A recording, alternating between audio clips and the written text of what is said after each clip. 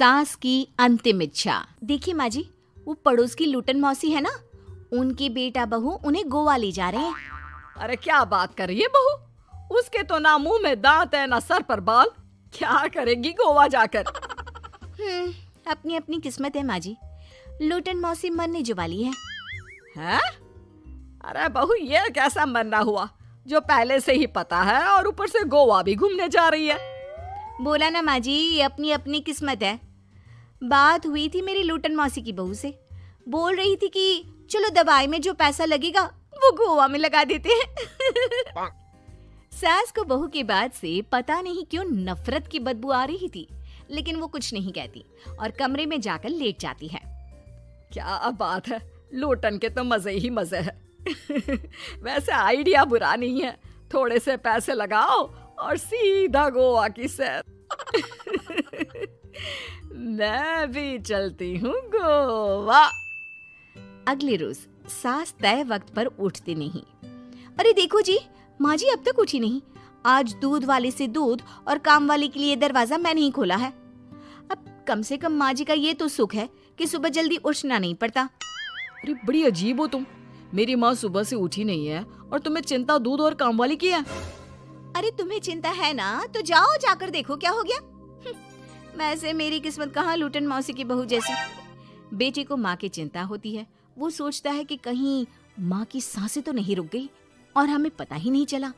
बेटा माँ के कमरे में जाता है और वहां जाकर, माँ क्या हो गया है तुम्हें?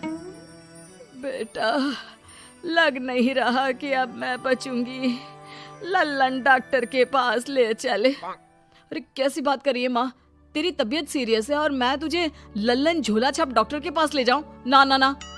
अरे तो कहाँ ले जाएगा बता दे, वहाँ एडवांस दे दिया है मैंने, वो क्या कहते हैं गूगल पे से। हैं?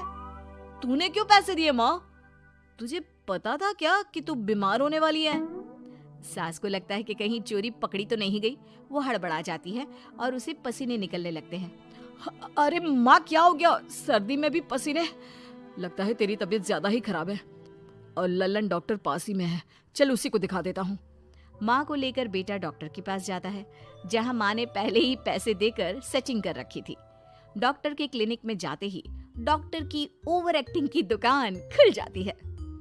हाय राम माँ जी, हे भगवान, अब तो कुछ नहीं हो सकता, ये तो मरने वाली है बेटा। हैं?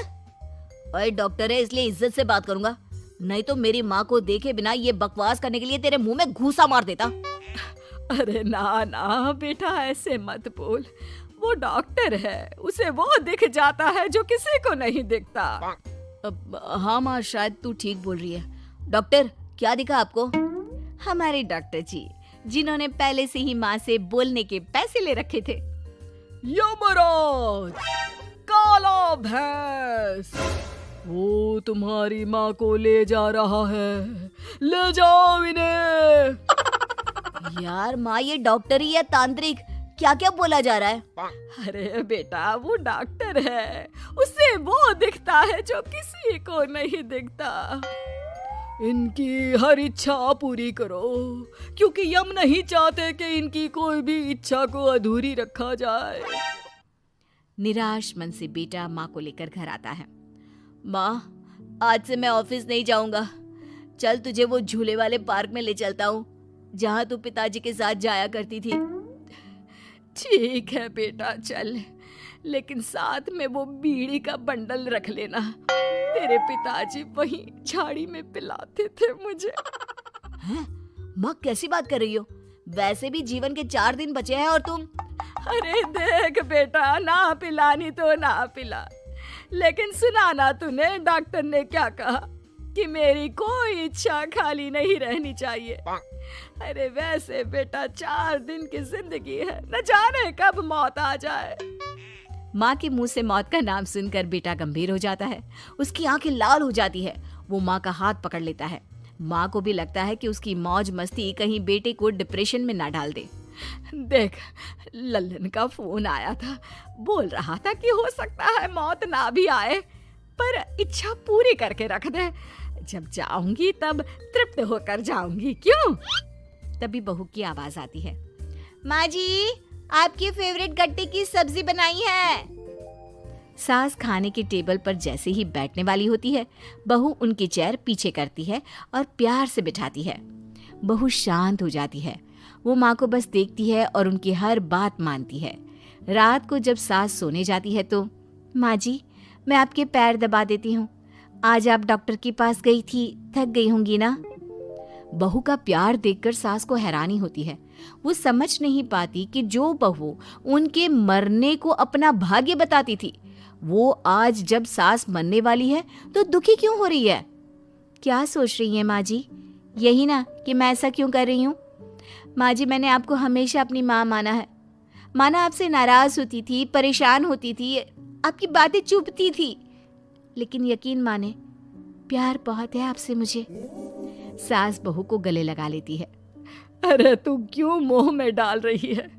आज नहीं तो कल मुझे मरना ही है ना। बहू रोने लगती है और वहां से चली जाती है। अब तो सास आए दिन कोई ना कोई डिमांड करती जिसे बच्चे पूरा करते। मुझे ना वृंदावन जाना है, कृष्ण की नगरी देखने। जी माँ जी हम आपको लेकर चलेंगे। माँ मैं कल ऑफिस से छुट्टी ले लेता हूँ। बेटा अब आए दिन छुट्टी लेता और माँ को घुमाता फिराता। एक दिन बॉस कहते हैं, रमन क्या बात है, मैं देख रहा हूँ पिछले 1 महीने से तुम ना काम करते हो ना दाम, बस सारा दिन इमोशनल से बैठे रहते हो। ऐसे में तो कंपनी तुमको और नहीं रख पाएगी। मैं खुद ही नौकरी छोड़ने की सोच रहा था बॉस। वो क्या है कि माँ का आज नहीं तो कल कभी भी देहांत हो सकता है। इतना कीमती समय मुझे तो पल पल उनके साथ रहना होगा। पता नहीं कब वो मुझे छोड़कर चली जाए। और बेटा नौकरी छोड़ देता है। माँ मैंने नौकरी छोड़ दी है, आज से मैं तेरे पास रहूंगा। माँ जी मैंने भी बच्चों का नाम स्कूल से कटवा दिया है, अब हम सब आपके पास ही रहेंगे और आपकी सारी इच्छा पूरी करेंगे। अब सास को लगता है ये तो कुछ ज्यादा ही हो गया। अरे बेटा नौकरी नहीं करेगा तो खाएगा क्या? बच्चे स्कूल नहीं जाएंगे तो साल बर्बाद हो जाएगा।